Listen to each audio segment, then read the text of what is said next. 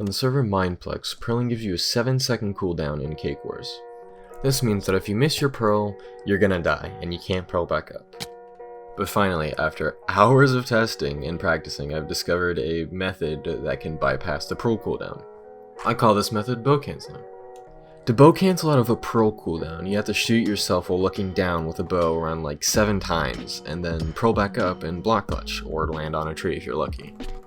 As you can probably see, I made my own platform to block clutch on, but that's because I had just started off and I was practicing, and I could barely even pearl up to the island in the first place, so yeah, I definitely recommend this handicap if you actually attempt to practice this.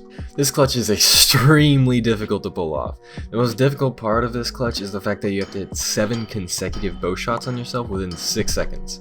You can miss one arrow, but it almost becomes impossible to clutch if you do, so you might as well just give up if you do miss it.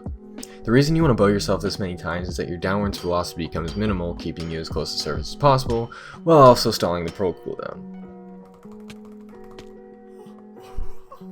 And the thing is that this method becomes really easy in game because chances are you won't be on a 7-second pearl cooldown unless you missed your pearl. But if you're only on like a 3 to 4 second pearl cooldown, you only have to bow yourself around 4 times and you're going to be much closer to the surface to pearl clutch again. Oh, and one more tip I'd like to add on. If you do get to the point where you are able to pearl, hold shift right before you land your pearl. If you do this, you're more likely to glitch inside of the block and stay there, so even if you fail your block clutch, you're still able to get stuck inside of the block and stay up. Another really helpful thing is the texture pack that I'm using, as it shows the different levels of power when you pull back the bow, which in turn helps you know when you're supposed to release the bow. To get this texture pack, just simply go down in the description and the download link will be right there. Also, while you're in the description, why not just subscribe? It helps out a lot.